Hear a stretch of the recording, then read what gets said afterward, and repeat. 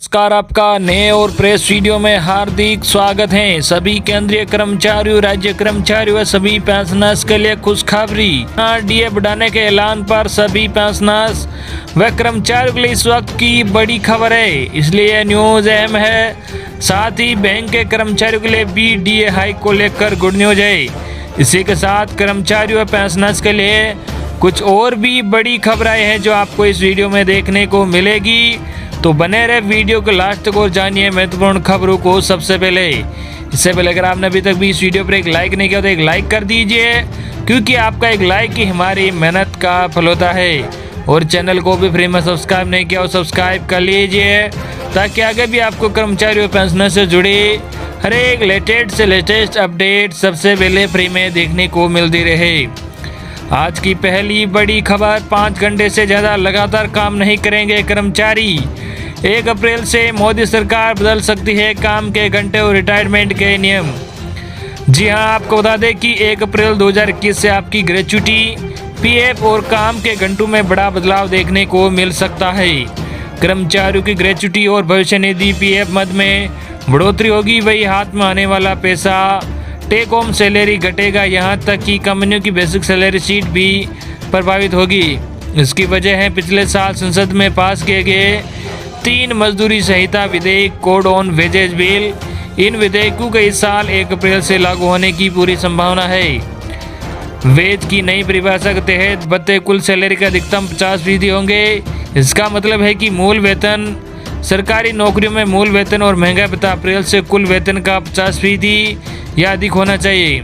गौरतलब है कि देश के 73 साल के इतिहास में पहली बार इस प्रकार से श्रम कानून में बदलाव किया जा रहा है। सरकार का दावा है कि नियोक्ता और श्रमिक दोनों के लिए फायदेमंद साबित होंगे। काम के घंटे 12 घंटे बदलने का प्रस्ताव। जी हाँ, आपको बता दें कि नए ड्राफ्ट कानून में कामकाज के अधिकतम घंटों को बढ़ाकर 12 करने का प्रस्ताव पेश किया है। ओएसएच कोड के ड्राफ्ट नियमों में 15 से 30 मिनट के बीच के अतिरिक्त कामकाज को भी 30 मिनट गिनकर ओवर टाइम में शामिल करने का प्रावधान है।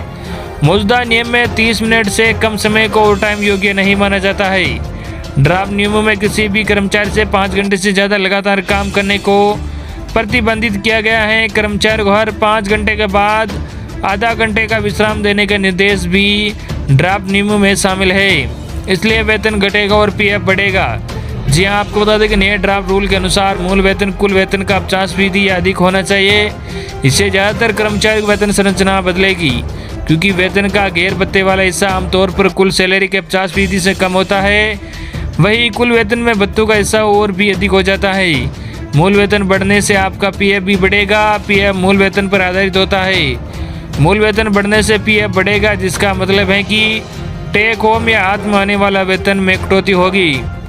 रिटायरमेंट की राशि में होगा इजाफा। जी हाँ, आपको बता दें कि ग्रेच्युटी और पीएफ में योगदान बढ़ने से रिटायरमेंट के बाद मिलने वाली राशि में इजाफा होगा। इससे लोगों को रिटायरमेंट के बाद सुखद जीवन जीने में आसानी होगी।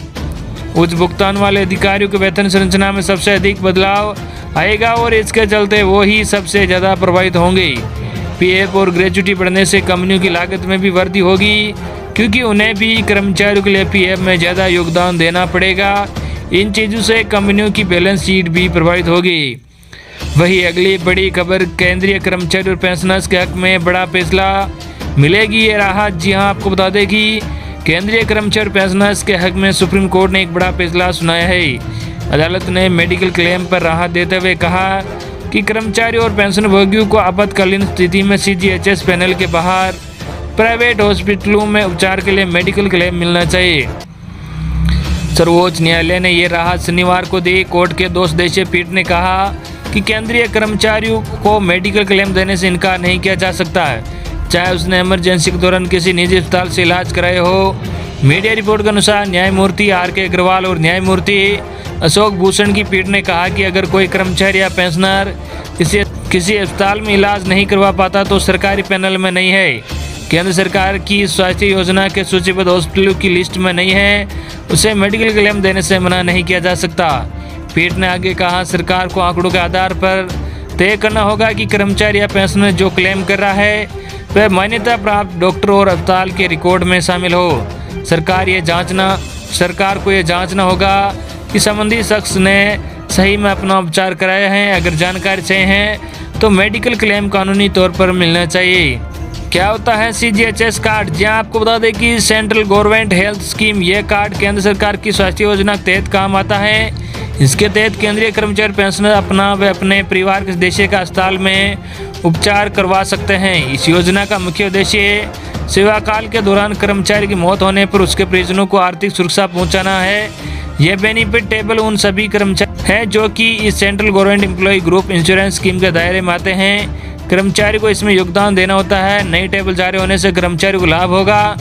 कोरोना संकट के बीच केंद्रीय कर्मचारी इस योजना से बहुत सुरक्षा मिलेगी। इस टेबल में कर्मचारी को रिटायरमेंट के समय प्राप्त होने वाली धनराशि के बारे में सारी जानकारी मौजूद रहती है। CGHS 1980 योजना में बीमा कवर किया जाता है और यह हर कर्मचारी के लिए प्रकार से सेविंग फंड का भी काम करती है। हर 3 महीने में सरकार CGHS की टेबल जारी करती है। जब कर्मचारी रिटायर होता है तब इस बचत कोष में जमा राशि का भुगतान उसे कर दिया जाता है। CGHS टेबल का यह है लाभ। जी आपको बता दें कि CGHS टेबल के माध्यम से रिटायरमेंट के करीब पहुंच के कर्मचारी को यह अच्छे से पता चल जाता है कि उन्हें सेवानिवृत्ति के बाद कुल कितना पैसा मिलने वाला है।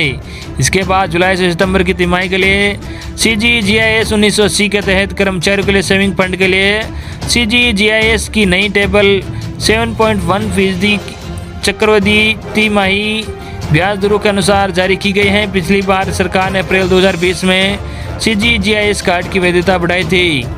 वही अगली बड़ी खबर आपको बता दें कि इसी महीने हो सकता है DA बढ़ाने का ऐलान।